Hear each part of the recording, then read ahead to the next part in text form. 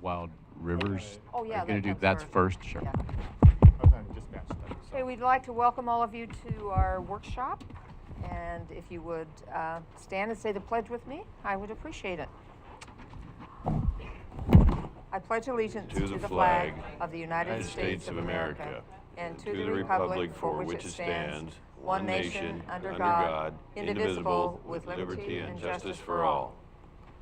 Thank you. Let me just introduce everybody. To my far left, we have Administrator Schroeder, Commissioner Huxley, myself, Commissioner Gold, Commissioner Boyce, Council Huddle, and Administrative Assistant John Jesuit.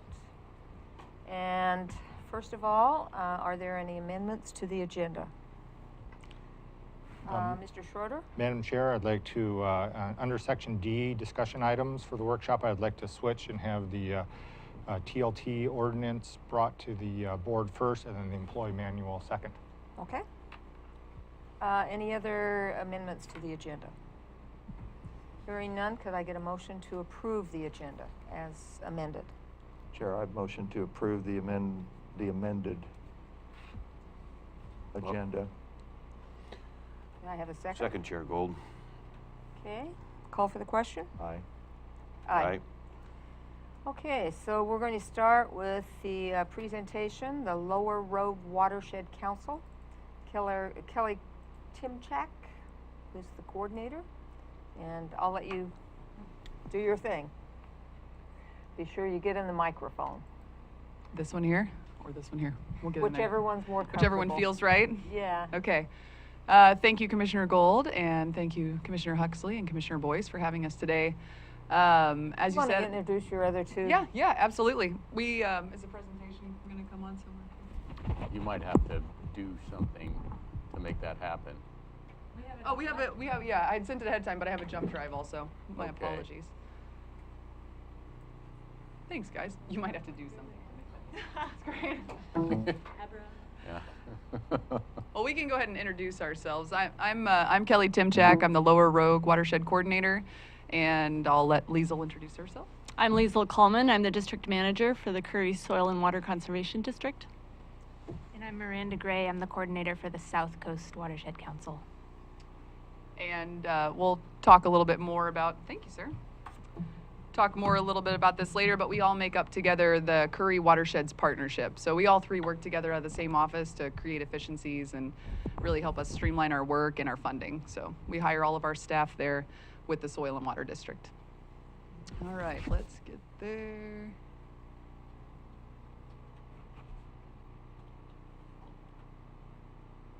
Okay, so this is just going to be a little bit about what we did this year, and then we'll look forward to a little bit next year of what we got on the slate as well.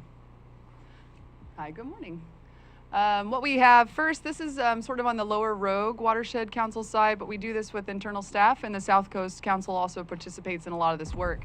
So some of the work that we did over last summer was monitoring stream temperatures, and this is specifically for the Lower Rogue. This picture here is Shasta Costa right there, and then also we did some work in the slough. You may know it as God Wants You Slough. It comes off there behind Freeman Gravel. And so what we're looking at with this temperature is we're trying to find basically baby fish, small fish grow better and are healthier in cooler streams, salmon. And so a lot of times we're looking for these areas where these juvenile fish can hang out for the summer and stay cooler and grow better. And get some refuge from that hot temperatures that we have, or also in the winter when the river's raging really high, they need a place to pull off the river and be somewhere safe where they can eat as well. So we looked at both of these places. The slough had some really nice cold water inputs, so we're going to be doing some restoration work there in the future. It helps us to guide our work moving forward. And Shasta, we were looking at shade temperatures, so see how it's recovering out there. We also do a lot of riparian restoration out of our shop, and we do have a riparian manager there as well, which helps to guide our efforts, and a weed manager. And so this is an area, this is Shasta Costa Creek in the background there where it comes in. This is just above Agnes, if anybody's not really familiar with that area, but beautiful stream, lots of cold water, but it also has some invasive weed problems. And so this was an English ivy and vinca vine issue, which a lot of times weeds, they just kind of create a monoculture. So, wildlife can't enjoy it as well, can't use it as well. It doesn't provide nutrients, and it doesn't provide the proper erosion control so we can keep that sediment out of the river.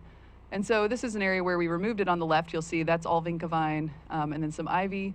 We've removed it, and that's been seeded and planted. The small one down here on the bottom was a new effort we did last year where we actually transplanted plants from the Forest Service. So you can pay a small fee and go and remove plants from Forest Service ground and then put them into restoration projects. So we did rhododendrons and ferns and huckleberries, and it was just really cool to see the kind of bringing in natural zoned plants. Yeah, so I'll talk a little bit about what the South Coast Watershed Council accomplished this year. And so our service area extends from the New River Flores Creek watershed up north to the Chetco or to the Winchuck watershed down south. And a little caveat here, I've only been on board for 7 weeks now, so this is not all stuff that I accomplished, but stuff that I have taken on. Up north, we partnered with the Langlois Water District and the Bureau of Land Management to do some watershed improvements, including riparian restoration on Flores Creek, which you see on the left there, and then some sediment abatement also on Flores Creek, and this was at the drinking water source area for the town of Langlois.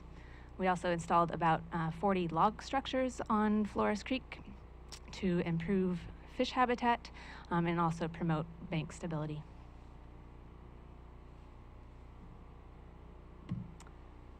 The council also installed 2 large bridges on Crystal Creek, which is a tributary to the Sixes River and is important stream habitat, particularly for the cutthroat trout.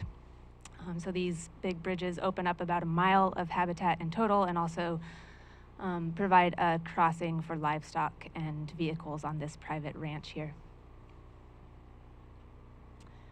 And more broadly, the partnership has been working on a weed program. So the council has remained an active member in the, as part of the Gorse Action Group, which is a group of partners including agencies, nonprofits, landowners, and industry. And on the ground, the council has been most active in helping to manage gorse in and around the Brookings area. And then the shared program within the partnership is working on these 6 priority weeds. I'll let Kelly take back over. Thank you. So each year we hold an annual Rogue River cleanup here on the Rogue, and we clean up the section typically from the very mouth of the river, where we also have people doing beach cleanup at the same time, North Jetty, South Jetty, and then we take that all the way up to Agnes. So we have a crew that puts in at the Cougar RV Park there and comes down, and then we have people that load up at Jerry's and go up. So we all meet together in the middle. We get out at Quasatna, and we have a big barbecue for all of our volunteers and our kids. So this year we had over 100 people again, and we usually have anywhere from 7 to 12 jet boat volunteers. These are just people in the community that have jet boats that volunteer their time, their gas, their boats. Which is really, really great. We removed about 10 cubic yards of trash from the river this year. There wasn't as much, but that's still quite a bit. It's usually big things. As you can see, this is Ryan McGinnis and Levi here. They pulled out some pretty big tires out of the river, so they work really hard at it. As soon as the kids find onto something they can dig out, they're just bee's knees, they're digging. So we also removed Scotch broom from the mill bar, so we do that every year too. That's kind of an ongoing removal. It's getting new seeds every year, but I think we are actually making some pretty good headway out there. And then, as I said, we always serve a barbecue lunch. That's a partnership with the U.S. Forest Service. The Coos Forest Patrol comes out too. And then a few other partners in town. We get all donations from businesses in town that help us to raise the money for the dollars. The city of Gold Beach also donates to that. And then we have a big party out here at the park where the kids can play and put costumes on, and they learn about the salmon life cycle inside of this big, it's a tent, and they can crawl inside of the salmon and read stories in there. We love this event. And then we have a shared watershed education program also with the whole partnership. So this is Stacia Ryder is the watershed education program manager, and Kathy Bowden is our food shed program coordinator. And so some of the things they do a lot of sort of first time these kids hear about salmon ecology, unless their parents are fishermen or, get out and recreate with them, which a lot of people here do. So this is all 3rd and 4th graders in the entire county. So all the schools here in the entire county, all the districts, receive these classroom visits from Stacia and her crew where they talk about watersheds and riparian zones and macroinvertebrates, and they get them out there where they eventually get to get out to a field trip and actually look at all these salmon habitat parameters and think about them and how they help in these streams and why they should care about that. So this is unique to our county because this is education that they're not receiving within the schools. So this is something we provide. Another thing they started this year was doing some pollinator habitats. So this was a really big thing in Brookings this year, was doing a monarch pollinator gardens. And so they sort of revived some spaces in the school gardens there where they could grow out milkweed and other pollinator plants. And then the Kalmiopsis Elementary School actually received a designation as the Monarch School USA because of all their efforts and all their work. And so they have been dedicated to making these little gardens, and we're trying to do them throughout the rest of the county as well.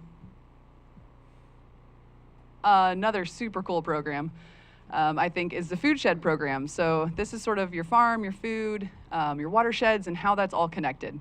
So again, this is not something kids necessarily learn in school, but it's brought to them in their classroom. So they don't have to, it's not an after-school thing, anything like that. Everybody gets it. So this is a 12-class curriculum to all 5th graders in the county, where they learn about supporting local growers, they learn about making healthy food choices, and they learn about conservation, which has a lot to do about your land and your healthy watersheds. So as you can see here, they also do field trips. Is that gonna come? There it is. Yeah, they also do field trips out to local growers. So the top there is Valley Flora, there's the Wall Sheep Ranch, and some cranberries here at the bottom. And so they kind of learn about how all these local foods come. They go watch sheep being born, which is amazing for a kid to see. And adults, if you've never seen that. They also have school gardens in all 3 schools as well, where they grow their own food, and they're working on getting some of those foods into their cafeterias as well. And then the next slide here, they mostly use a lot of these foods for having a big dinner that they feed to the entire community, their parents, at the end of the year. So they take cooking classes also where they learn how to use these local foods. And that's in middle school. That's a new initiative we've got going on. And then they do this big outreach dinner. Last year they had 80 people there, so they cook all the meals and then serve them to the community. Very cool. That's in Port Orford, right? Yeah, that one was in Port Orford. Yeah, thank you, Commissioner Boyce. Miranda?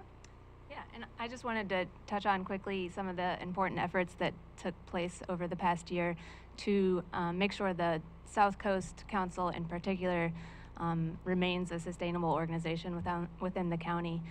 So the council undertook this prioritization process to develop a 5-year strategic plan and rewrote their bylaws.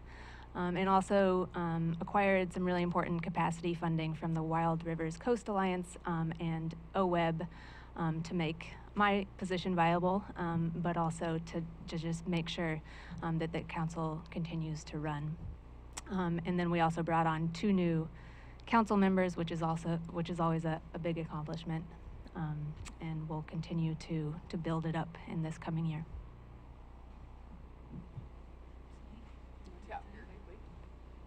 Oh, yeah. I get to do the slides that don't have pretty pictures, unfortunately. But no less important work, because as we all know, there's like this quiet behind the scenes planning and having conversations work that goes on, and that's what makes the pretty pictures happen. So we've been working on, we received a focused investment partnership grant from OWEB a couple of years ago, and we've been working on a strategic plan for the estuaries in the county. And right now our area of focus is going to be the Sixes estuary, and our ecological objective is improving rearing habitat for salmonids. So we are madly putting our plan together. This is not a regulatory document. This is basically a way for us to prove to funders that we've really thought this through. We've got a theory of change, and it'll make us more competitive for funding.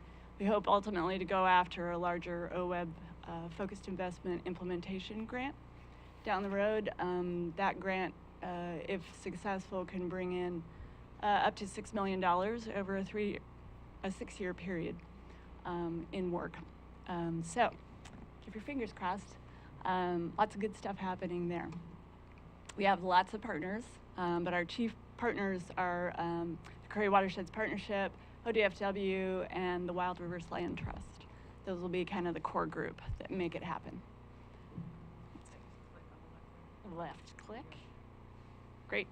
And then coming up in 2019, we're going to continue putting restoration on the projects on the ground, at least 8, probably more. And then carry on with our watershed and foodshed education grant. We're working on some capacity building in there. We've submitted an application for some additional Wild Rivers Coast Alliance funding. And it's looking promising for that to be funded to help us develop a long-term fundraising strategy for the education program to keep it viable. I think I should mention that 100% of our funding is grants.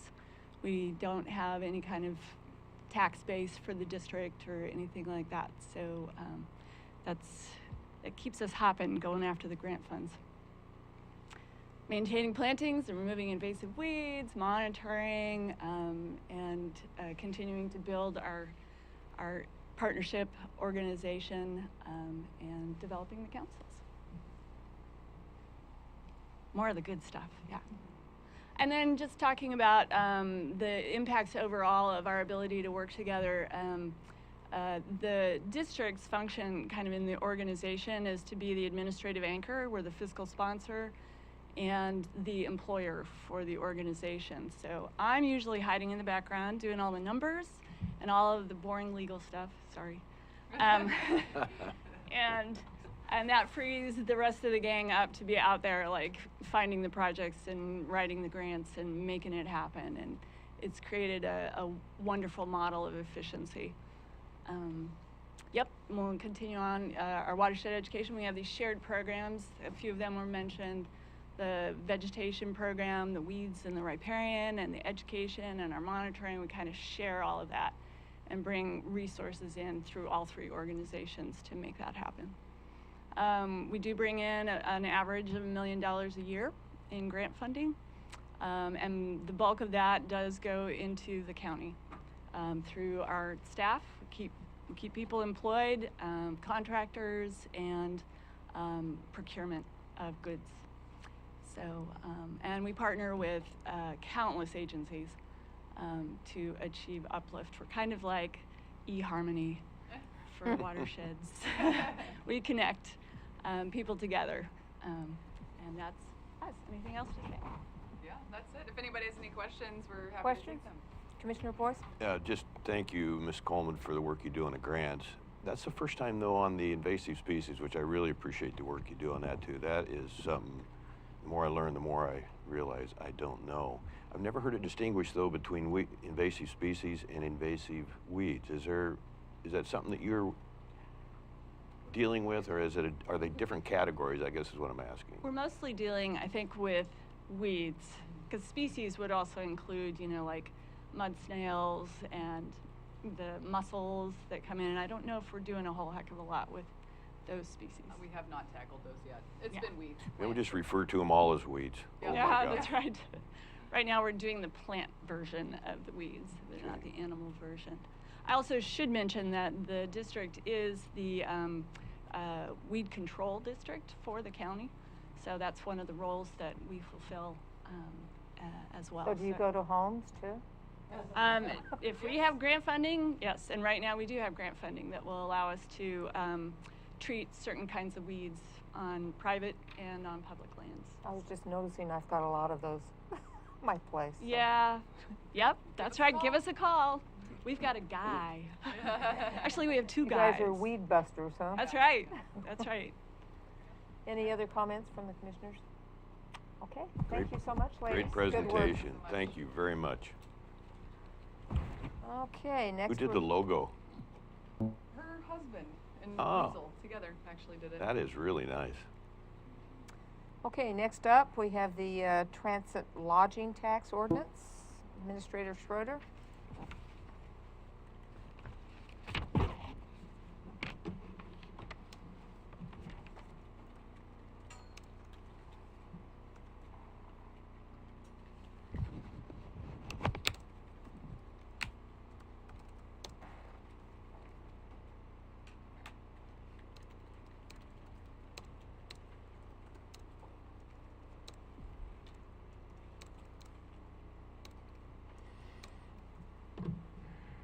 Okay, this is the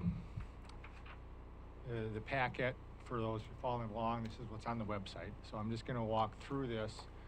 And the board has already seen this, they reviewed this, so I'll go briefly over what we're doing in order to enter into a discussion for the board to ask questions and to guide staff further with this proposal. In a brief, basically, we've been meeting with the Citizens Revenue Task Force, with the county board approved and delegated earlier in late 2017. It never really got fulfilled. We just recently, in the last few months, appointed enough members to fulfill that. We've had 4 meetings. Yeah, 4 meetings or so.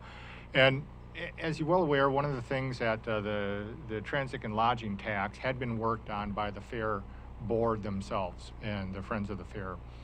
And they had originally wanted to propose this and have it put on the ballot by citizen initiative. It was found that it can't be by citizens initiative. So a lot of the work on the TLT was already done ahead of time. And so there's been some good research and good analysis that's done. And so that's why that is coming forth to you for discussion at this point. As you're well aware, that doesn't really solve the overall economic shortfall of the county, because we're going to need more money than just this. The majority of a TLT goes to tourism-related and promotion activities. So simultaneously with the Citizens Revenue Task Force working on the TLT, we're also working on what we tend to call the big fix. What would it cost? What would it take to sustain the county in the long run? And so we're doing an analysis of overall budget stability, budget's availability, and other types of options for cost savings to make the county solid in that.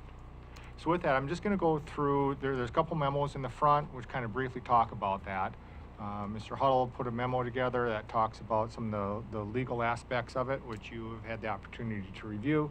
But I think the best point here would just be go through the PowerPoint presentation which the Fair Board had put together and presented to the Citizens Revenue Task Force. Gives a highlight view of what this type of ordinance would have, and then after that we'll enter with questions and discussions. So the local transit tax is a tax imposed by a unit of local government on sales, service, or furnishings of transit lodging. Transit lodging means a hotel, motel, indwellings that are used for temporary overnight occupancy, and spaces used for parking recreational vehicles, erecting tents during periods of human occupancy, cabins, condominiums, apartments, or other dwellings that are used for temporary human occupancy. One of the things that I think later on in here, it does talk about the fact that if you're at a place where you're... Yeah, we have a question here. Not a question. You could move that and eliminate that about quarter to the right. Just click that right arrow just to your left. Go down. No. Now go up and get that out. Oh, get that out of the way. It might make it a little bit easier to read. There you go. Voila. Thank you. Yes. One of the things I think later on in this discussion is, so if you're having houses that are rented for over 30 days, if it's correct, those are not included within there. Those turn into rentals. But when you're talking a vacation that's 30 days or less, that would be transient in there. State law, basically, in Mr. Huddle's memo, will detail this for you, that 70% of the net revenue from a new or increased local transit lodging tax will be used for purposes described in the subsection later on. No more than 30% of net revenue from a new or increased local transit lodging tax may be used for purposes for the county, basically. So the 70% of this revenue would be to fund tourism promotion or tours-related facilities, meaning capital improvements, things that would drive and increase tourism within our county. It could finance debt for tourism-related facilities. It could also pay reasonable administrative costs incurred in financing or refinancing that debt, and it goes through what that is. To make a point here, and this discussion came up, the word transit, obviously, some people confuse that, but within the statutes, if you adopt this and you go forward with this, that word has to be somewhere within the ballot measure, because that's a state law. It can't be just say it's a hotel tax. It has to be, the TLT is a specific code that would have to have that word in there somewhere. You could add that to that, but it's a tax that is incurred by customers. So it's not a tax if you're not using a hotel, or you're not temporarily camping or RVing within this county. The citizens don't pay for it. Jurisdictions around the state have this. There's probably over 100 that have different TLTs, anywhere from 2 to 13. Most are 6 to 9%. We are, the group is looking at a 7% TLT for this particular proposal for your consideration today. Here's some statistics that we have. We have 1.5 million overnight visitors to the county, and this was put together by Dean Runyon Associates, Travel Impact Studies. Visitor spending was 132 million. Spent 29 million for lodging. The average stay is 2 nights. So here's the meat of it right here, basically. So these are the figures for the last year, 2017, basically, and this is for the unincorporated areas of the county, if that's correct. Right? Yes. So unincorporated areas of the county would have $12.9 million of county sales. At a 7% revenue, we would get $900,000. There would be $45,000 that would be kept by the individual hotels or proprietors for administrative fee on that, leaving $860,000. 70% of that $860,000 would be used for promotions, which would be $602,000, and 25%, the remaining 30%, basically, a government agency can dictate as they want. The proposal from the Citizens Revenue Task Force is that 25% of that would be used for sheriff patrols and 5% for administrative fee at the county. And so if you were to split up that 602,000 into half, where you could use the difference between, let's say, internal county promotion, the fair, or parks, or other types of county tourism-related infrastructure projects, and then maybe the other half for event center, for other distributions around North, South, and Central counties. Those are the things that basically we would like to discuss with the county board. So there's 2 separate ordinances that you're going to see in your packet today. One is Division 1, and this is detailed within the memo. Division 1 basically talks about imposing the tax on the citizens. That's the sole ordinance that the voters will vote on. The distribution of that money is an administrative decision, meaning that would be Division 2. So in your packet, you see 2 ordinances, like I said before. And the recommendation of the Citizens Revenue Task Force is that the county board would consider and pass these 2 ordinances together, so the citizens have a better idea of what the money will be used for, speaking from a marketability standpoint. So I'll go through that one more time. Division 1 ordinance is strictly about imposing the tax, and that's what would go before the citizens, basically saying, here's a 7% tax, and it's for transit and lodging, and it'd be 70% promotions, 30% for county. The Division 2 ordinance within your packet today would detail how is that money decided, where does it go? And what the committee is recommending is that you'd pass both those simultaneously till the citizens know it's just not up to the county board. They're going to be using a tourism-related committee, which is what I'm detailing here. So you have 7 members, 2 from each of the 3 defined school districts and 1 at large. Members must represent tourism industry, no more than 3 members from similar industries, annual needs assessment, annual strategies presented to the public and approved by the county commissioners, an annual report on the funds. So what would happen is these will all be worked out logistics-wise, but they would probably receive grants or requests for projects, for capital tourism-related projects in the county, and this local tourism promotion committee would make a recommendation to the governing body, meaning the county board, for the distribution of those funds. In addition, in the Division 2, the Citizens Revenue Task Force is recommending that we stick with what you saw earlier in the presentation, which was 25% of the money would go to Sheriff's Patrol and 5% for administration.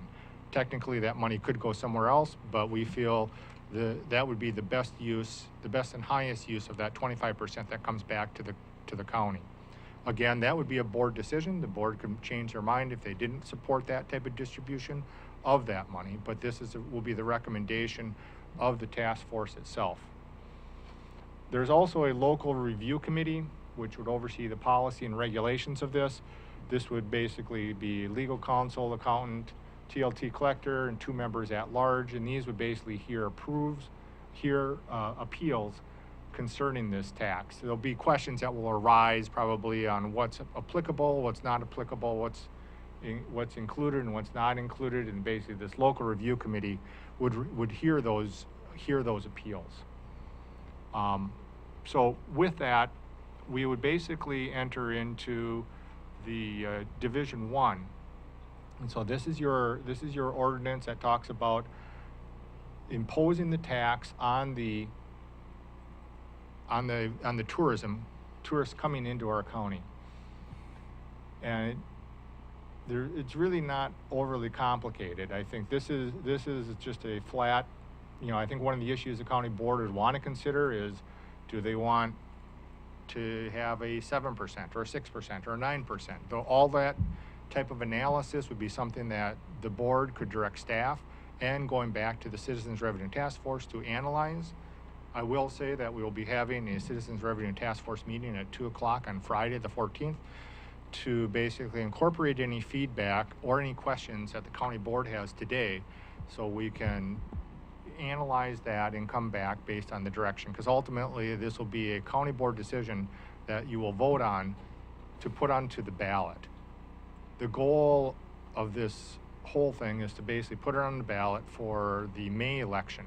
So there are some time critical factors here. There is a cutoff of February sometime for the ballot language to be drafted up. As you're well aware, ballot languages for initiatives have a review period, so you draft the language up, you submit it. Citizens have 10 days to review that language to make sure that it's clear, it's understandable, it's not deceptive, and then basically you would submit it to the clerk. All those details would come forward.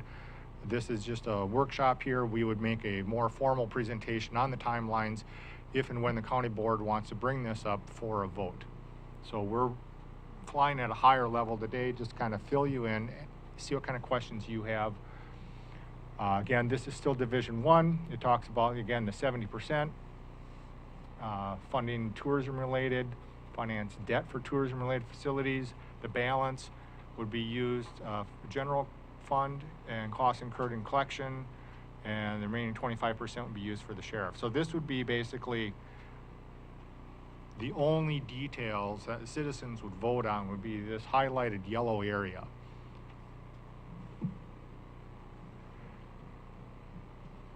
Simultaneously with that, again, to reiterate, the Citizens Revenue Task Force is looking to have Division 2 adopted at the same time, and both these would be contingent, of course, on citizen approval and a referendum in May. So this goes through some of the same definitions, the collection of the tax, how the tax is collected, registration of lodging providers, forms, certificate of authenticity, due dates, penalties. I think, again, one of the things that the county board would want to consider and discuss under Division 2 would be the allocation. So this is where you basically would come back. Technically, the county board could just be the sole arbitrator of the distribution of these funds. They could decide what they wanted to do, but I think in this case, I think what the Citizens Revenue Task Force is, they basically are recommending that we basically have a tourism promotions committee, which would have a sole duty of studying requests and grants in order to make a recommendation to the board. I think they would provide expertise being in the tourism area. And then in this yellow section, you can see again, the details of what that committee would be. Annually, they would do that, what the first meeting would be, subsequent years, the partnerships. So this is kind of the meat of some of the questions, I think, that in discussion at this workshop that you'd want to consider if you would support this type of a recommendation for that. So I know this is a super high level, brief introduction for this subject, but hearing from the Citizens Revenue Task Force and other people within the county, it's not the first time the county has tried this. So I think people are fairly familiar with it. So with that, I would take questions, or Mr. Huddle could take questions on his particular legal analysis of the distribution and the management of the funds. One of my comments would be, every time I go and spend time at a motel anywhere here in this state, generally speaking, I figure the percent of tax. It's usually around 10 to 11%. And so my thinking is, if you were to put that in, then the excess for the cities that already have a TLT could go into the county TLT. Like if Gold Beach charges 6%, then 4% of that would go to the county. Everybody countywide would have 10% or whatever is decided here. I think the committee landed on 7% because if I'm correct, I think that's what the cities are currently charging to make it uniform. Is that correct? Equalize it, yeah. So one of the questions I think for county council would be, can the initiative, do the local municipalities have to approve this? So let's say Brookings, would they have to approve an extra 3% to go onto their TLT within their city, or can an overall county vote basically be imposed on the Brookings, even if the Brookings citizens themselves do not approve it? Sure glad I didn't get that question. No, that's a good question. So, no, the individual citizens of Brookings would not have to approve the tax that applies within Brookings. Or is this going to be a vote county-wide? Brookings residents voting? Okay, if it's a vote county-wide, then that would be a 10% if we decided on that county-wide. And then maybe put something in there that the city, since they already have 6% or 7%, would chip in the difference. Right. In other words, they wouldn't have to vote separately on anything that applied within the city of Brookings, but there would be, the question would be whether you would carry the Brookings vote, depending on how you phrase the question. So it's more a political question than a legal question. Well, if this only applies to unincorporated areas, why would cities be voting on stuff for the unincorporated areas, is my question.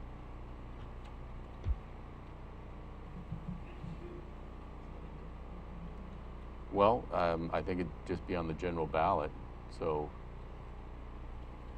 it's probably a question for the clerk, but I think if it's on the countywide ballot, it would apply in the county. But let me just talk to you about this one. Here's the statute 203075, and it says when a county, hold on a second. Here it is.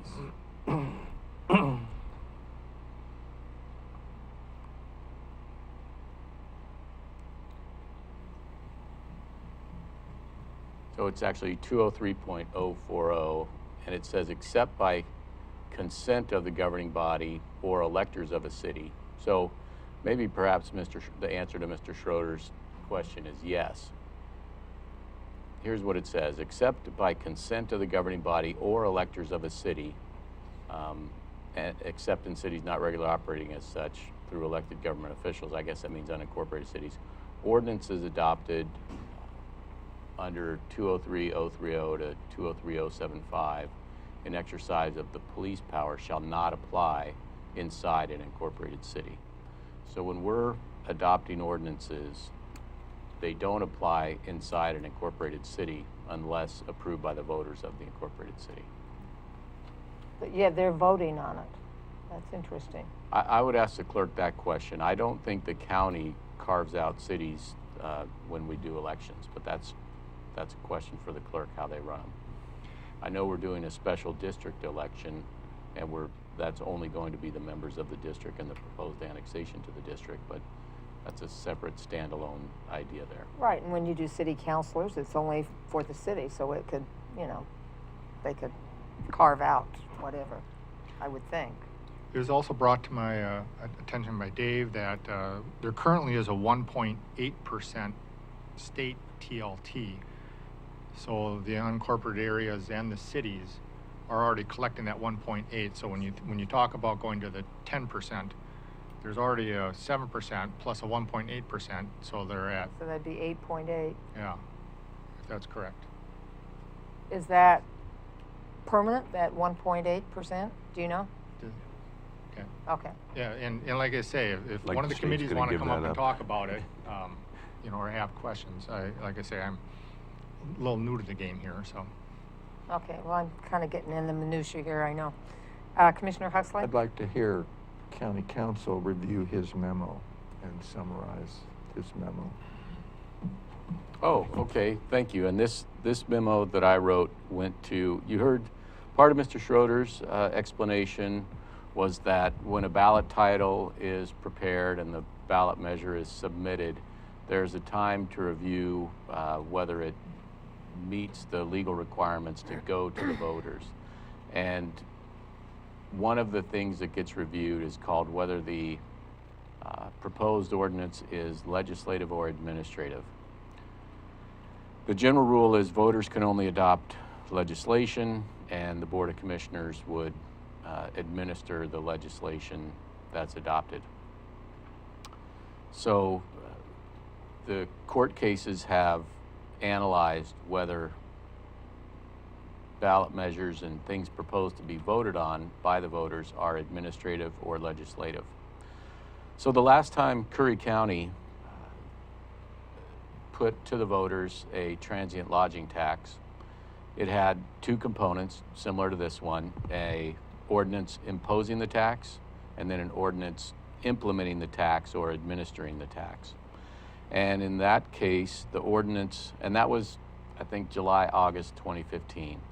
And in that case, the ordinance imposing the tax also included some elements of how the tax would be spent, more fine-tuning beyond the 70-30 split identified in the state laws. So since that time, or actually right around that time, there was a case out of a different county. I think it was Multnomah County. I'm speaking from memory here, but it's in my materials, where there was a proposal and an ordinance adopted by that county government to spend through a series of agreements their transient lodging taxes. And the voters tried to refer that to a vote. And the courts said the spending details of the measure were administrative and not legislative, and therefore it was not a proper subject for the voters. So in my memo, I'm recommending that if we adopt these two ordinances, and it's similar to how we did the marijuana tax. We have a ordinance imposing the tax, just saying that we're going to impose the tax. And if there's any details about how the money will be spent beyond just a 70-30 split, that those be included in the implementation ordinance, which courts could view as administrative and therefore not subject to voters. And that's, so basically a very simple ordinance imposing the tax, and the more detailed spending elements, where it will go, this kind of thing, including the appeals process and the referral bodies. And again, I heard Mr. Schroeder, you also say that the, I guess these, the body established with the two folks from each school district area as well as a at-large member, that those would recommend spending to the board before spending decisions were made. I thought I'd seen one version of the ordinance where it was different than that, but maybe there'll be more discussion on that point. But Mr. Huxley, did that summarize fairly the memo that I wrote? I could pull it up and just read it verbatim, but essentially, if you have spending details and something that goes to the voters, that could be viewed as administrative. It goes to the key, because there's another, and you've referenced it in this memo also, document from the AG to the clerks, all the state clerks, as far as the 2015 Yes. case. And the key is in an initiative, or let's just forget that, is it legislative or is it administrative? And even on the PowerPoint,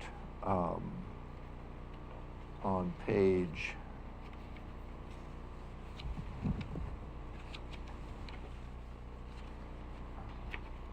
I believe it was 8. That's what it was. Page 8 of 33, it says tax measures cannot be placed on a ballot by a citizen's petition. Only the governing body has that authority, and that is not correct. It depends. Is it a legislative, just goes with what's established already, or is it an administrative where you really get into the weeds and you get all these committees and everything else? And my point or my position has been previous. Oh, and I'll come back to that, but one other question before I come back to that point. Were members of some of these hospitality groups, hotels, motels, restaurants, etc., involved with the revenue tax force members in the meetings for their input? Because that was a main point of contention I think it was more towards November of 15, but it was in 15 when the last TLT tax was. Some of the opponents of that were members of the hospitality industry, because nobody was ever even asked to participate with the individuals who presented the tax. And so my question is, have members of that area or industry been involved in these discussions and these decisions? We've not sent out specific invites. So there were no members in those groups that were present or had volunteered for the meeting. See, I think the same thing is occurring that occurred last time, is that you make these decisions and you exclude key players from the industries that you're going to tax. And I guess lastly, and then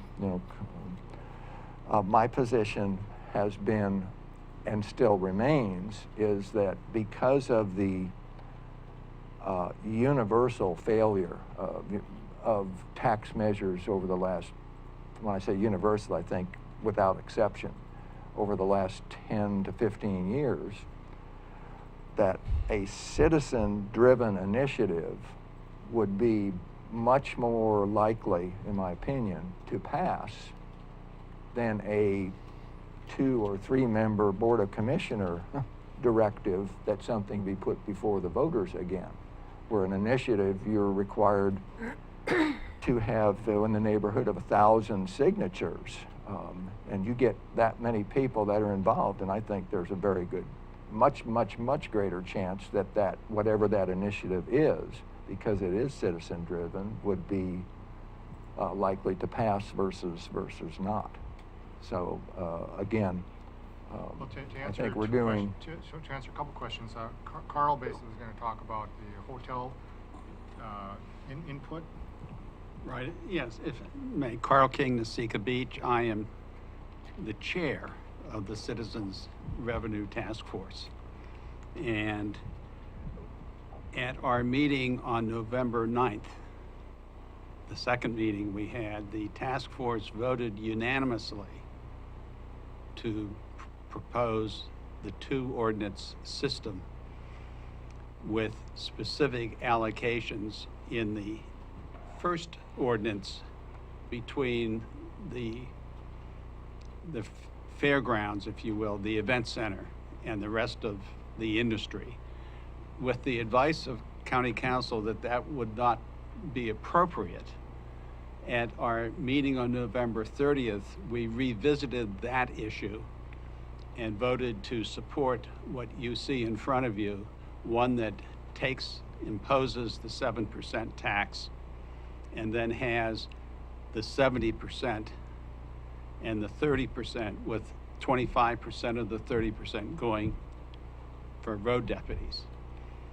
You mean 25% of the? 25% of the Okay. total. Got you. We preferred our original proposal, which was that 35%, half of the 70%, would go to the event center for capital improvements, and the other 35% would be allocated under the second phase, which you have in front of you, the implementation phase. And we did have reports from people who have been working with the industry, if you will, specifically who had talked to the leaders of the opposition, if you will, the last time the TLT was put before the voters.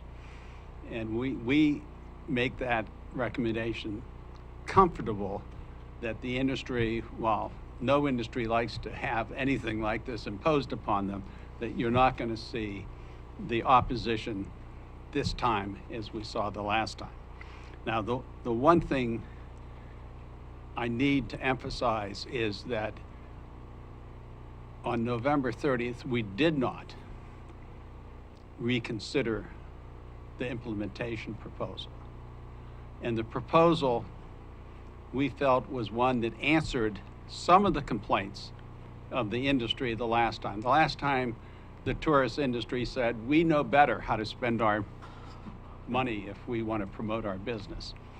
And so what we had presented to us, primarily from the Fair Board, after much work with the industry and a consultant, an implementation proposal that would set up that 7-member committee, 2 from each section, school districts, if you will, plus 1 at large, and that group would make a proposal to the Board of Commissioners in the nature of a business plan.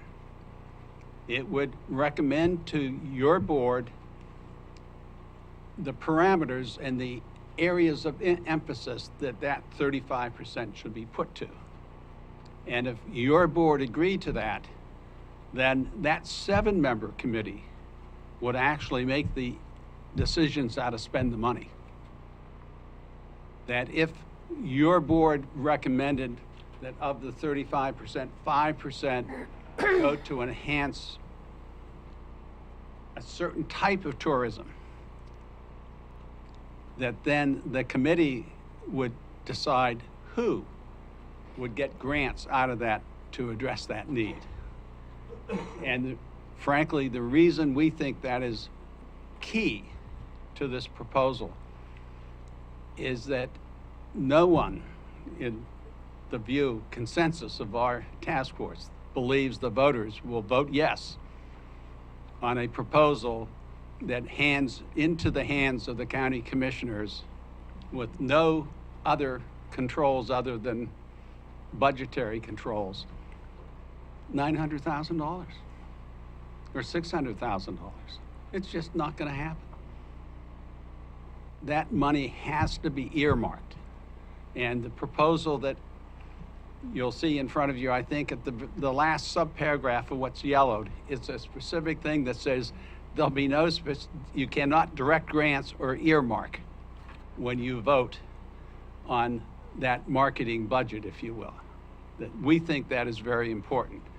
And we, as the administrator says, we specifically scheduled a meeting for tomorrow at 2 o'clock, and we will, or Friday, when we meet, we will take into account your comments, and we will come back to you with our final recommendation on this, because we're ready to move on. We want to move on to other, we want to look at a prepared food tax we're looking at, and we're going as another short, partial solution to the problem, and then the big fix. And we hope to get both of that done both those done by the end of January, because, and again, on Commissioner Huxley's need, everyone on the task force is committed that if this goes forward, to organize the PAC, to get out and get the groups, to spend the evenings across the county, meeting with groups of people to explain it and to promote it. We're not just going to make a recommendation and walk away from this. But County Council says we can't put it on the ballot with a citizen initiative, so we must look to the Board of Commissioners to vote to put it on the ballot. Thank you. Commissioner Boyce? The lodging establishments that I've talked to are fine with the representation on the board, and I think there's been, almost a little bit to my surprise, there's been some really good expertise, and the plan before us may need a little bit of work between now and, say, for example, the 1st of February, but I think I'm just really pleased to see what we have here. And also, do we have public comments for this? Nobody turned in a slip, no. But we usually not for workshops, no. But we could ask, Madam Chair, if there's somebody that wants to offer some comments. I would encourage the board to see if there's anybody interested in speaking on this. I think it's Ron, is it? Dave. Dave, I'm sorry. You're on the committee, right? Okay. My name is David Haney, Nasika Beach, Ophir. I was actually in a meeting on Monday with one of the people who was our greatest opponent in the last tax when it was voted down. And they reviewed what we were doing, and they felt that this covered their big complaint. What was their big complaint? Basically what Clark just said, that You're talking about 2015? Yeah, that Mr. Haney? they didn't feel that the way it was written the last time, that the money was going to be spent effectively. They liked the fact that there was a separate board that would make recommendations on how that money should be spent, and that it wasn't just a lump of money that was thrown into the general fund. That was their big complaint last time. So, quite frankly, just speaking from one person's perspective, I think the public would like to see something happen as a result of this rather than just down a hole. Yeah. They want to see the results. right, and the way we had discussed setting it up, there would be basically 7 people in tourist-related businesses. No more than 3 of any particular business, like, say, motels, so that we don't have one group coming in and saying this is how you're going to do it. We've had that happen in other groups that I've been involved in, the America's Wild Diverse Coast, things like that, where we want to have enough input from other people. So I think we can, at least we don't appear to have any major opposition. We haven't found anybody out there who's going to be totally against this. And the people who, put all the money up last time seem to feel that, this would be something favorable. So we'd like to see at least a chance to do that. There are enough people involved in the task force from varying types of businesses. I happen to be in vacation rentals. Most of ours average around $2,000 a week. So when we're talking a 9%, almost 9% tax, this is a big hit. So I wouldn't. Well, but it's not going to be hitting you personally. Oh, I know, but I have to collect it from my guests. So. And that's why the 5% administrative fee. Yeah, but it's a matter of, in fact, even right now, when the state imposed their first 1% tax, people would ask how much tax, and I'd say 1%, and they thought I had misspoken. Oh, you mean Right. 10%? Right. Because they're used to paying it. So. That's right. But it's still, it's something that we would have to add. So what are your feelings about having, say, 10% or 9%? I mean, as long as we're doing it, just do Well, it. initially, we don't want to get too high because we're competing with other counties around us. We're also competing with California. California, Del Norte is actually looking at imposing a new TLT also. We What felt do they that charge right now? I don't have that figure. I just had heard that the other day in a discussion that they're putting something on for their county. And quite frankly, I'm just speaking for myself again, when I go to book a motel, I don't look at what's the tax. Yeah, everybody almost expects it. If you're up in Portland or Seattle, or I was back in Minneapolis, it was like 27% in Minneapolis with all their, I think I was even supporting the Mall of America, and I thought they got enough money. They didn't I need think money. people are looking at a destination rather than, someone charges so much sales tax and they charge 2% less, I'm gonna change my location because of that. I just don't think that's gonna happen. Well, see, right now we have the 3 cities have a tax, and they average 7%, plus the 1.8% with the state. In the county, we only have the 1.8%. So if you aren't in So the you're going incorporated- through that process now in the county anyway, and adding extra isn't gonna be that much more in administrative costs, or would it be? I don't know. Well, it's just a matter of getting it implementation of it and that. But the 7% would be with the 8.8 total, would be an average that's pretty close to what most people would be expecting.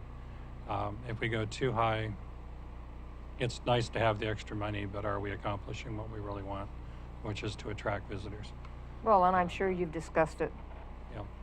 a And, lot. an awful lot of, the money hopefully would be spent to bring more visitors to the area.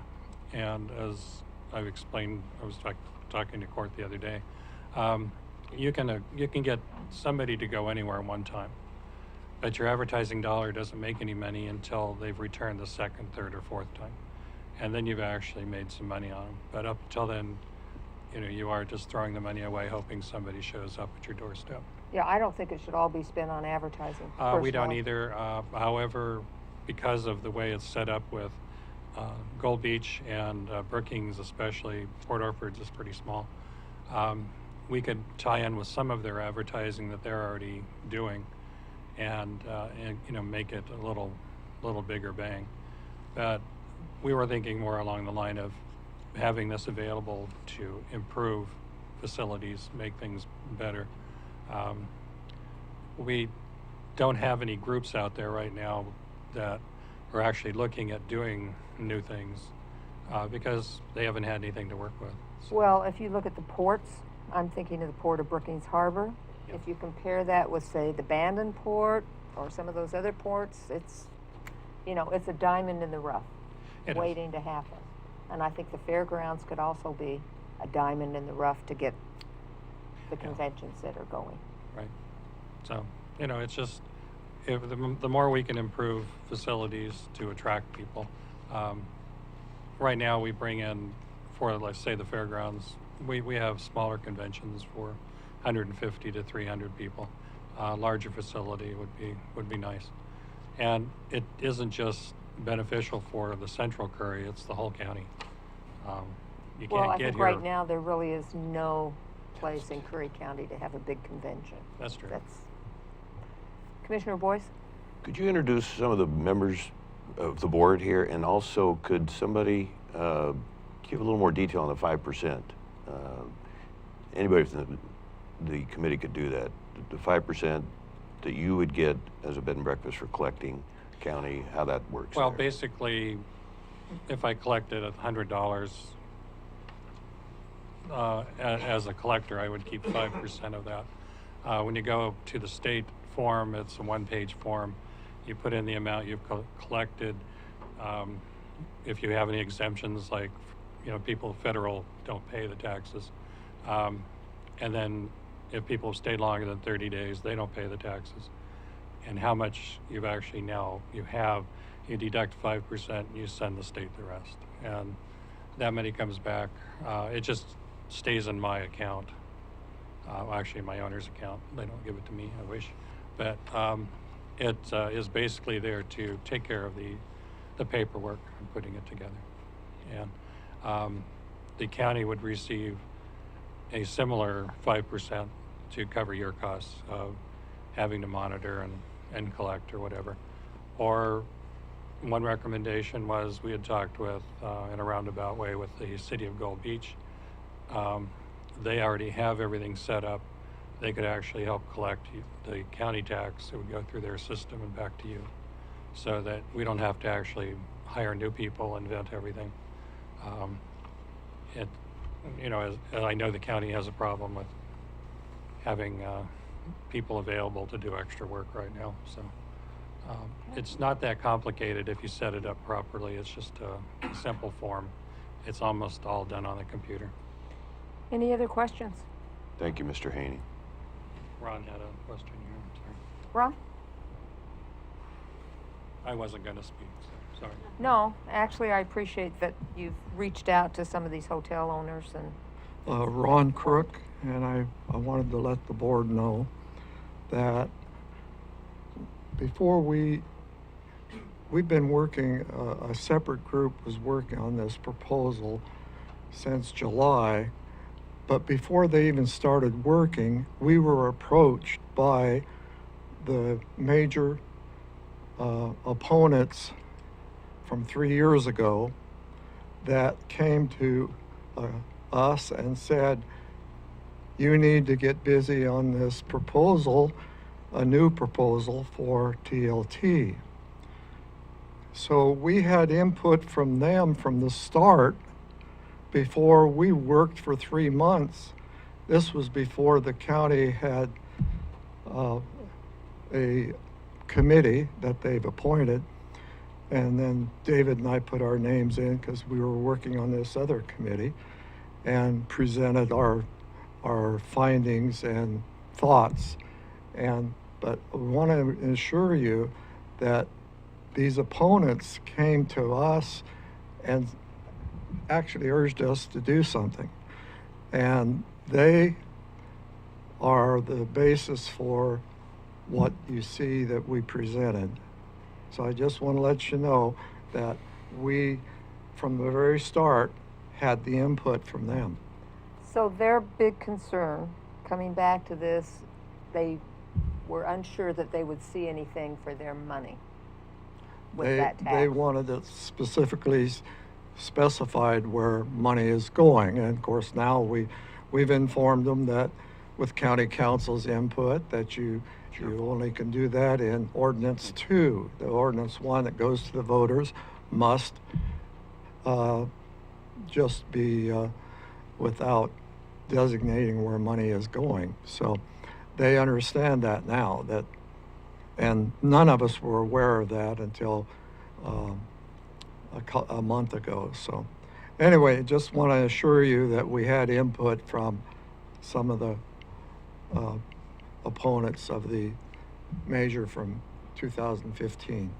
That's good to know. Ms. Wiley? Thank you, Catherine Wiley, member of the committee.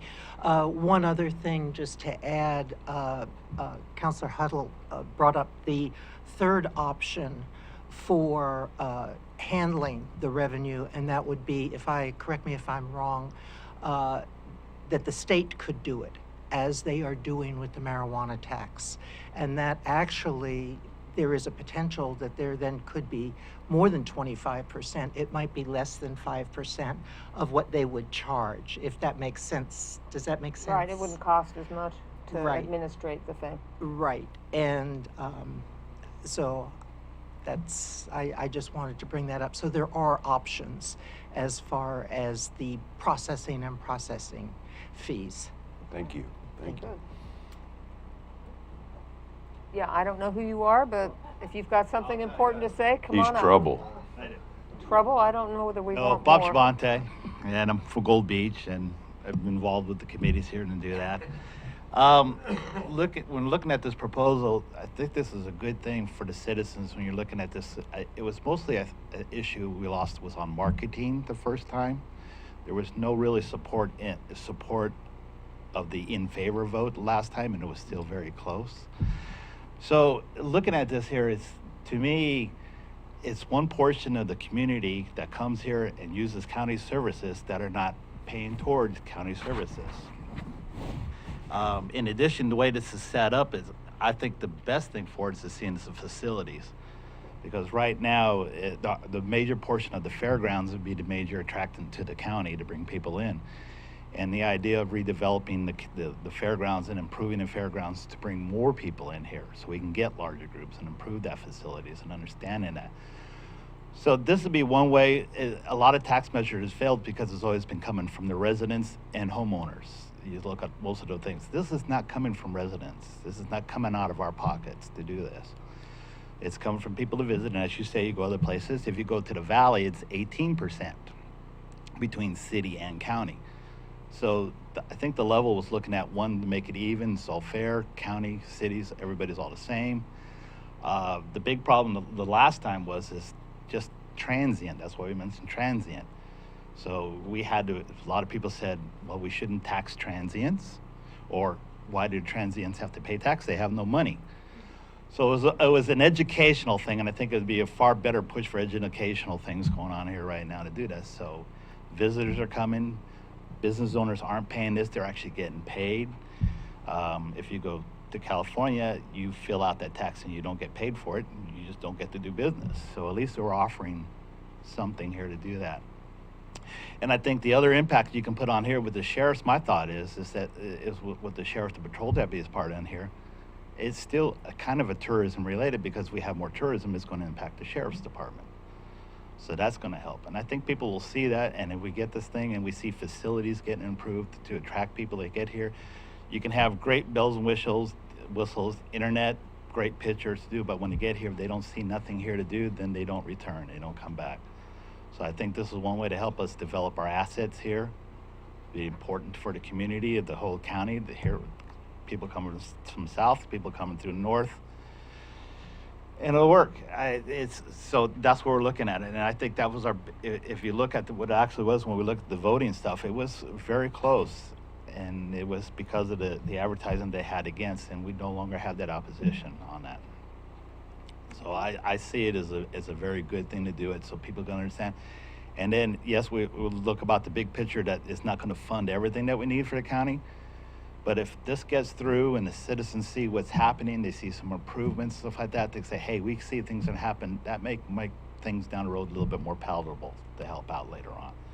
So they have to say that, look, we're doing something. Yes, they said they're doing what they said they're going to do, and we see an improvement in both our economy and just our well-being of the community. Okay, thank you. And let me just say one other thing. When I talked to Ron Crook, he came to talk to me about this. He was mentioning that the fair would get 50% at the fairgrounds in perpetuity. And I think both he and I agreed that it shouldn't be in perpetuity. He should be able to, or the fairground should be able to get complete, and then we focus on some other areas, say the ports or something like that, because I think those, like I said before, those ports are really important for tourists. We've got lots of fishing and so forth going on. Yes? I think I also want to highlight one thing of the consensus of the Citizens Revenue Task Force is that the additional revenue for the Sheriff's Department, their intent is not to be that supplanted from other general funds. They would want this money that would go to the Sheriff's Department to increase sheriff patrols, not to say we're just going to decrease county funding to the sheriff and he gets nothing different. That's kind of the consensus of the group. Now, obviously, that will be a budget committee decision, but. Council Huddle? Thanks, Madam Chair. And I heard some things about whether the citizens could initiate a tax measure. Again, the distinction that I made on what the citizens can vote on is whether it's legislative or administrative. But I didn't say that the citizens could not initiate a legislative tax measure. I think that seems possible looking through the initiative and petition materials in the Oregon Constitution. But they could not submit these measures to the voters as they are because they appear administrative. So that's really kind of the distinction there. There were a lot of things being said about, you know, what I was saying the citizens could initiate or not. And my understanding is they can initiate matters of legislation But if it's too administrative, that's where the problem is. Any other comments or questions?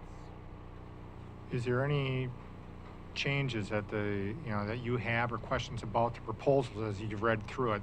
When we meet on Friday, one of our subjects will be to discuss any feedback we got from you. But if you seem happy with what the proposal is, I think we'll just keep going with that, and we'll do some further refinement and review of it to make sure we're all on board.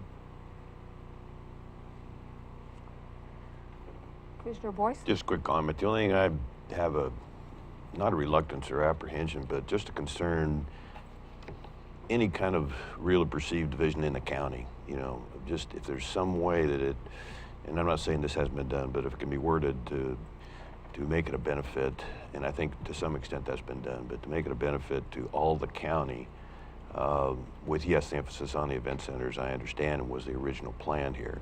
But just, so oftentimes the county's divided, and I'm hoping this goes the opposite way and is an opportunity to bring the county together. And I think, Bob, you highlighted that pretty good, and in kind of an indirect way. Thank you. That's all I have, Madam Chair. Any other comments? I think you should proceed.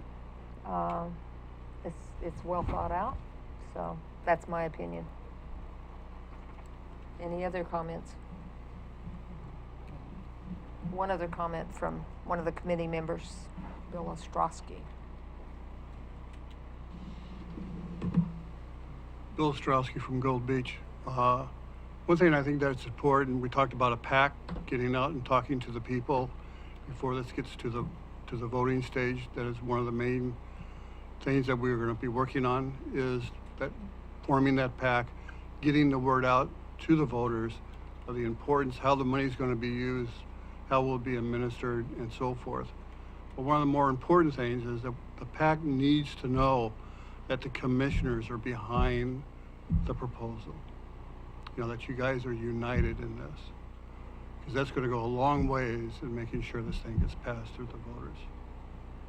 Just wanted to... Well, personally, I would support it, because I think going for people's property tax has failed, because you're just hitting one segment of the population. The tourists right now truly are not paying for the services that we're giving them. Right. So that's my feeling. Thank you.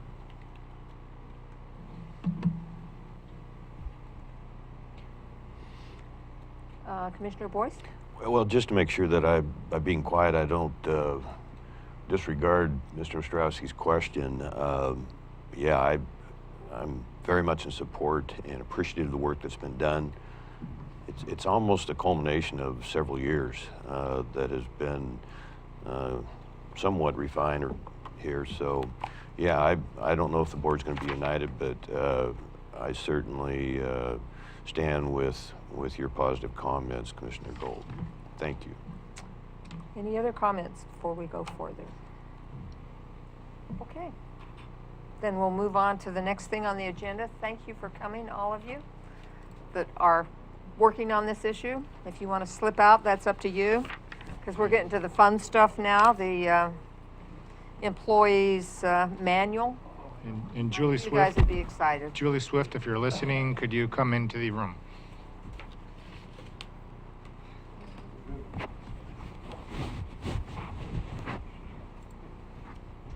You guys are going to miss the most important aspect here.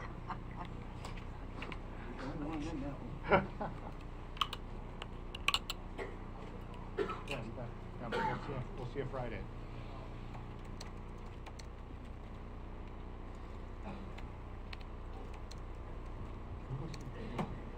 Here she comes. She's right here. She's right here. She is. Okay, never mind.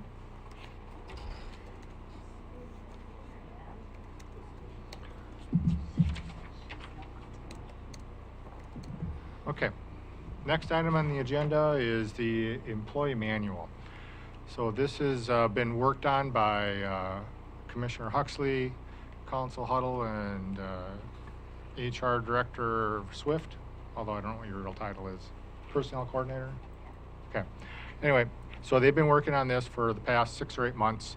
This is basically to align the HR manual with your ordinance that you have a county administrator for the most part, and also having updates and coordination with CIS to make sure that their review of it is complete and that we're have all the current updates and guidance for that. The history of this would be going back to the summer of 2017, where you adopted a county administrator ordinance. And this is probably one of the last things that there are a couple other policies that need to be done, but this is one that incorporates the ordinance into the actual procedures and manuals for the county to review. So this was brought to the department head meeting on November 13th. And so they basically got a copy of it. They did talk about it briefly. We also brought it back to the department head meeting yesterday. We had approximately, I don't know, probably what, 2.5 hour conversation on it. And so we have the packet that you see, we'll go through, and we have a couple changes to this. I don't think they're material. Some of them are just what you might call Scribner's errors, but Jim Colin went through in depth, and I appreciate his work on that. He put a lot of effort into reviewing this, and we really appreciate his review on it. And we would like to go through with Ms. Swift to go through the changes that we came up with yesterday. Since what you have in your packet, we are recommending a couple other changes. And this is a workshop setting, so you're not voting on this. This would come back. If there are a lot of changes, we would need staff time to review it, pack it back up. If there were significant or material changes, we'd want to bring it back to the department heads again for another review. So this is just a culmination of many, many months worth of work. So are you going to have to take this back to CIS again? No? Okay. No. Just curious. So Commissioner Boyce? I'm a little unclear on the schedule here. If obviously we're not going to vote today, but what the next path is to getting this approved, I'm like I say, I'm a little unsure of that.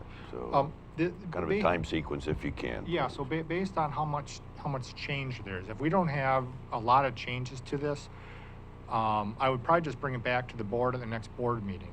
If there's significant changes that I think I need to bring back for the department heads to review one more time, then we would probably schedule the next department head meeting is going to be in January, and I can't read it from here, but we would bring it back to the department heads and then bring it back in January sometime.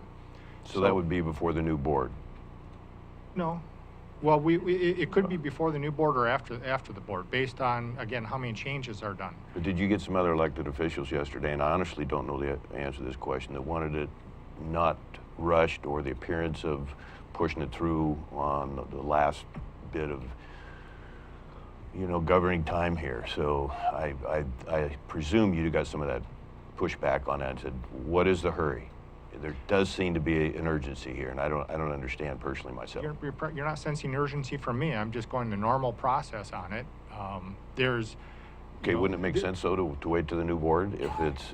Well, I just like I said earlier, if there's material changes that we want to bring back for department head review for a third time, then we would wait. If the material changes that are happening today really aren't.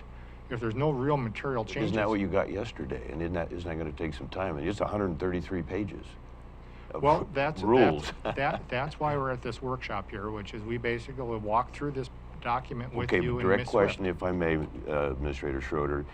Did you get preferences from other elected officials yesterday and prior times that ask you to, what is the urgency? Why don't we wait till even February? I don't know. Did you get those kind of comments and requests? I've got some people saying, if there are questions, we can wait. Other people have said, we've been working on it for months and months, let's get it done. Okay, in deference to the elected officials that we have in this county, I think we need to hear them out. That's all I have to say on it. Thank you, Madam Chair. Okay. I say we move through it and see what the changes are. Yeah. That were So we have suggested. We have the packet as it is. So for page numbering, what would be the board preference to either look at it on the pages on your packet if you printed them out, or would you rather have it on the packet online? I printed it out. Did you print it out? And Commissioner Boyce, did you print it out? No. Okay, all right, so we do have a little bit. It's on my priority list. Thank you.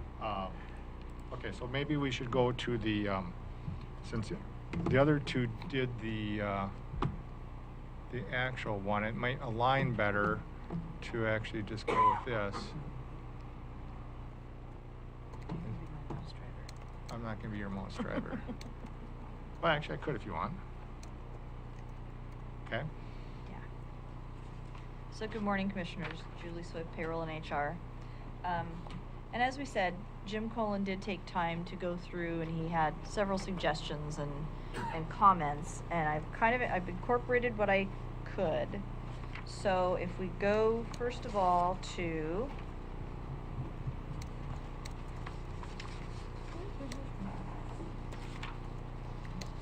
page 10, definition number 24, which is personnel officer.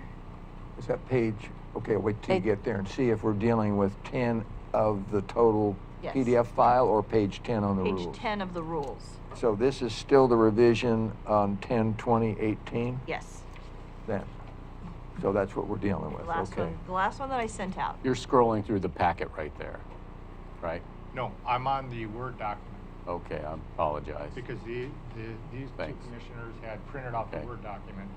And Okay. it might be easier for them to follow along in their paper copies But, this way. but this Word document is in the packet. Yes, that's correct. Yes. Okay, It thanks. just has different All right. numbers, packet number versus page number. Yep.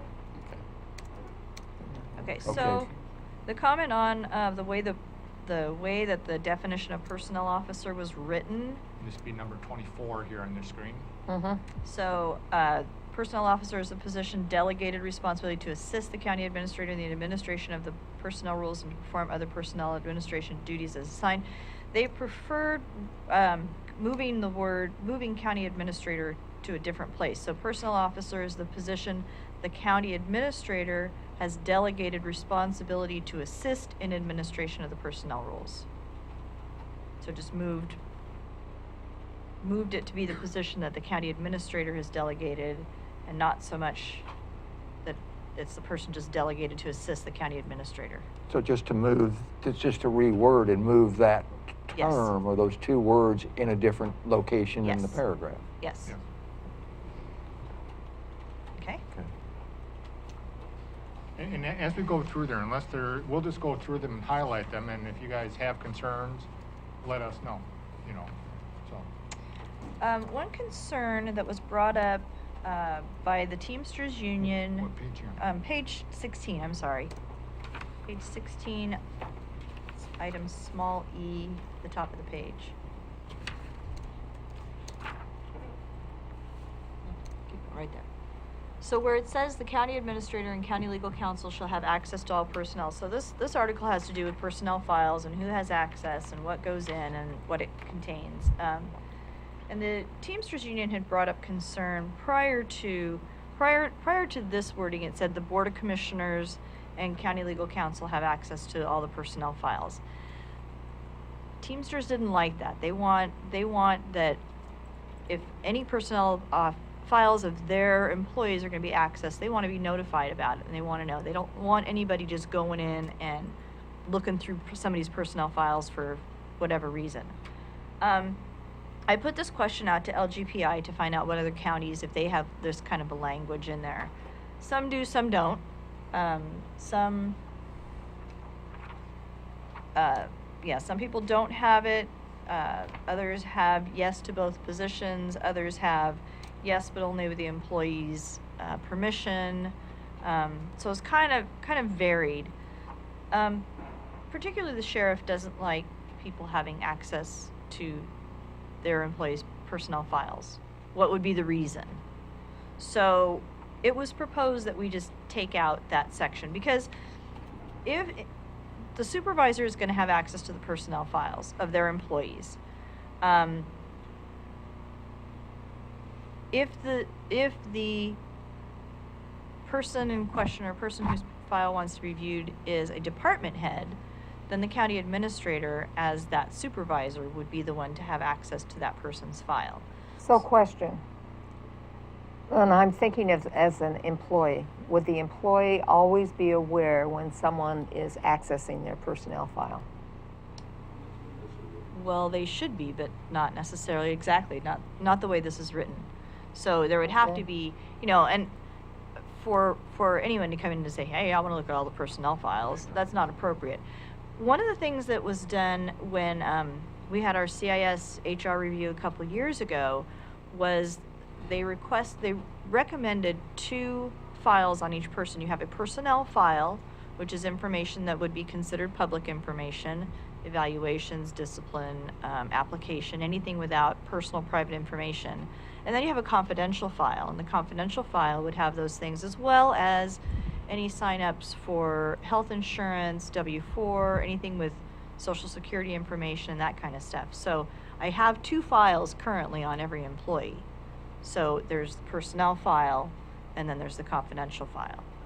So in my mind, if this stays in and the county administrator would want to view someone's file, they would look at the personnel file with what's considered public information, not necessarily the confidential file.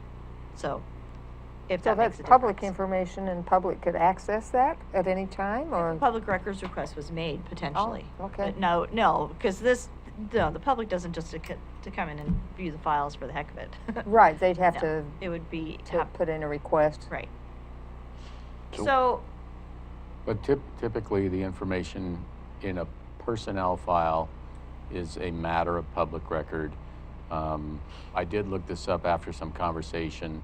Discipline action is exempt from disclosure conditionally unless the public interest requires disclosure in the particular instance.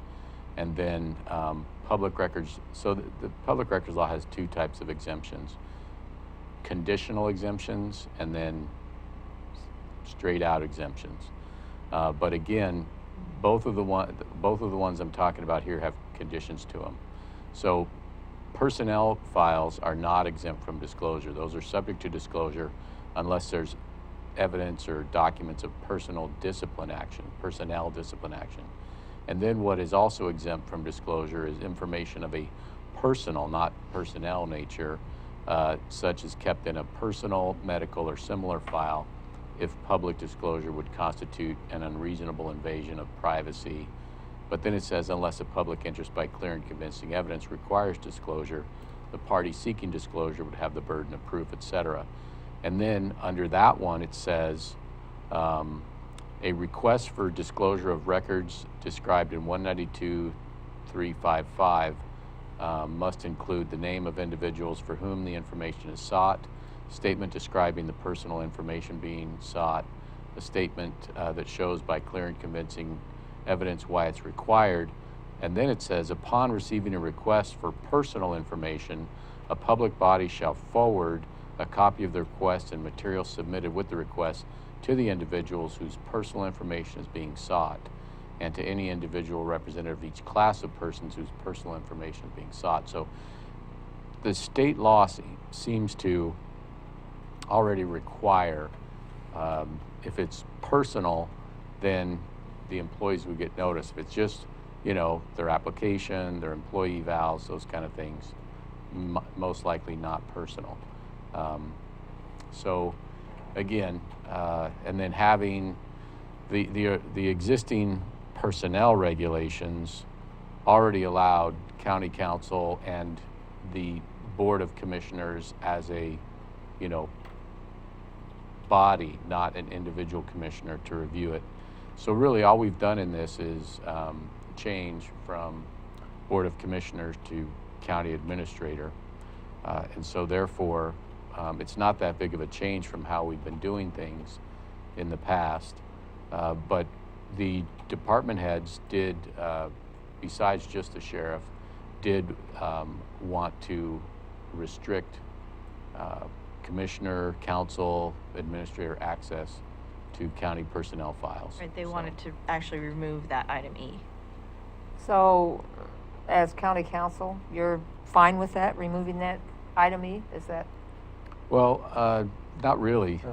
It seems to create a right in the employees that they don't have under state law. So I'm really not in favor of it.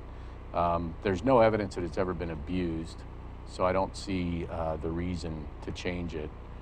We do have a letter on file from the union, but that seems to be addressed by 192-363. And so, you know, to me, it seems more like management prerogative, classic under even bargaining. So I'm really not in favor of, you know, saying that the county council or the county administrator can't look at an employee's personnel file. It seems, and if I'm not mistaken, Julie, the department head still wanted the managers to be able to look at the personnel files. As in, Yes. excuse me, as in supervisors? Yes. Yeah, Thank like, you. Like, you know, yeah. So they wanted to be able to do it, but not have county council or the county administrator, essentially their boss and their legal counsel, look at them. So they seemed to be kind of picking and choosing what they wanted here, and it didn't really seem to have a good policy basis. If the employee's got a privacy interest in their file, then they wouldn't even allow their manager to look at it. It just seemed like a request without really good justification other than a letter from a union. Commissioner Boyce? Thank you, Madam Chair. After what this county's been through the last 4 years, and to suggest that because there hasn't been abuse of CE, that there wouldn't be, I think the risk is too great. So no, my personal preference, Madam Chair, is to have that completely removed, leave it up to our supervisors, the departments. If they need help or have other issues, they will come to legal counsel or even the commissioners. Thank you. Commissioner Huxley? I agree with county council, and when I know, I don't recall not the specific day that we talked about this, but when we did, I think it was a good move that we removed the commissioners at the time. I still believe it was a good thing that we removed the commissioners at the time. But on this language, I completely agree with county council. Have it remain just as it has been revised. Okay, Julie, moving on. But did you have a preference on that, or? I would have to go with county council on that. Let That's why I asked him that question. Mind if I mention something? If you're going to leave that in there, add a little bit of information to it saying that basically they have to have authorization from the union representation. If they are union members? If they're union members, they should have authorization from the union to say, hey, we're going to look at one of your, and they should explain why, not just walk in and say, somebody says something about one of our employees and they walk in and grab a file and take some action on it. They're protected by unions, so the union should have some authorization to say, or the sheriff to say, yeah, okay, you've given me justifications, go ahead and look. Sheriff, could I ask you a question? On the screen here, you've got number C. It says a supervisor will have access to the files of subordinate employees or employees of other departments. There's no requirement that the employees get notice that a supervisor wants to look at their file. Well, that language should be changed as well. Anytime somebody's going to look at somebody's file, the person should be notified that, hey, they're going to be looking at your file. It's pretty simple to add a little bit of language to it. What's that based on? Why should an employee know that management's looking at their file for any reason? I mean, what about management prerogative that we retain? Any type of disciplinary action. We want to be upfront and honest with the people and transparent, not just go in there and blindside them. So, But even if you, excuse me, but even if you didn't, not notifying them just sounds like, why would you keep it a secret? Why would they not be open to, absolutely consulted in that? And the people that aren't represented by a union, I mean, correct me if I'm wrong, but it seems like they're even further out on the limb. well, if we do disciplinary action, we bring them in right up front, notice them that we're going to be doing disciplinary action, and that may be as far as looking into personnel files. Thank you. So maybe, I'm looking at the comments from LGPI, maybe just add language in there, as long as they have a legitimate business need or something saying, they're not just going to come in and look at files. I mean, I wouldn't allow that anyway. I do an evaluation of my employee. I look at their personnel file every time I look. But you're the supervisor. Right, but again, so the supervisor under this, the supervisor isn't required to have any permission or give any knowledge to the employee that they're looking at the file, but they want to establish a different rule for county administrator, county legal counsel. So it just, I just think if the county administrators got power over the supervisors, I just don't quite understand the real concept for the rule. I mean, I do understand the concept for the rule. Let the employees know when they're being looked at, I suppose, by the organization. So if anything negative is put in their file, they have to be notified so that they can, They know about it. so they can say something about that in their file if they want to. Is that, yeah, that's in the next category, entry Right. of materials into Right. files. But just to look at somebody's personnel file, again, I wouldn't want to limit management prerogative under any negotiating union agreements, and I wouldn't want to give employees any rights that they don't have as a matter of law. So I don't quite see why we would be doing that. Agreed. Commissioner Boyce? We've spent enough time on that, in my view, Madam Chair, and it's going to be probably postponed, I would presume, till, I don't know, into January or February anyway, so. Not necessarily. Oh, there is a hurry. No, I'm just going by what Administrator Schroeder said. Thank you. I'm not, I'll take your comments under consideration and change the language in coordination with Swift and Huddle, and we'll bring it back to the board. okay. If we want to add language in there, like for legitimate reasons, I think that I'm in favor of, basically a legitimate business reason. Any supervisor should be able to look at their employees' files for legitimate business reasons, which are, I'm doing an evaluation of them. That's a legitimate business reason. Okay. Commissioner Huxley? As of this point, my understanding of the discussion on this is that we are in consensus, at least, of two, plus the county administrator, that we leave the language the way it is and we move to the next point. Is that correct? Fair Yeah, enough. that's And fine. then let's move to the next point. Okay, so next is page 23.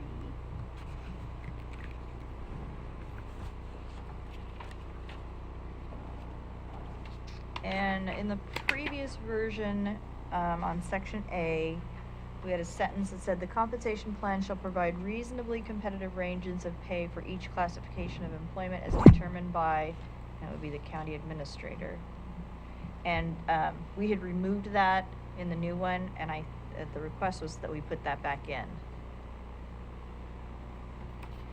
So you're talking about under section A? Section A. So previously there was a statement that said the compensation plan shall provide reasonably competitive ranges of pay for each classification of employment as determined by the county administrator. They want that section put back in. So reasonably what? Reasonably competitive ranges of pay. So this just says they'll pay whatever. Thanks. So they wanted just to say that it'll be reasonable, not just, make everybody And I guess your definition minimum of wage. reasonable has got to be within our budget. Well, right, Yeah. but not to just, arbitrarily say, okay, everybody's gonna get minimum wage, that's it. It has to be reasonable. Commissioner Huxley? Well, that's why I'm looking at the one that it was struck through. I'm gonna, again, on these types of things where you defer to, number one, county council, and then to the administrator, whether it's necessary to leave it back in. I don't remember specifically the conversation that we had when we removed that I don't either. sentence at some point over the last 10 months or 8 months or something. I just don't remember.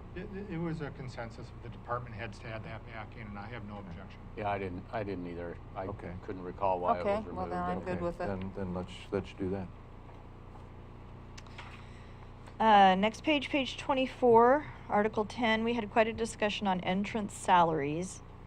So it says normally an employee will be appointed or reinstated the entrance rate for the class. If an appointing authority believes it's necessary to make an appointment or reinstatement above the entrance rate, authorization must be obtained in writing prior from the county administrator.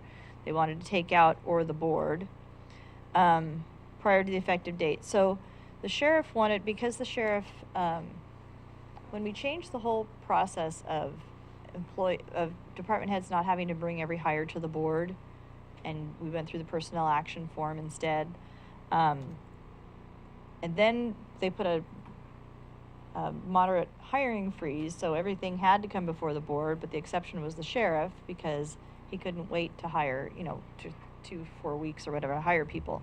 So we would like to put in here, authority believes it's necessary to make an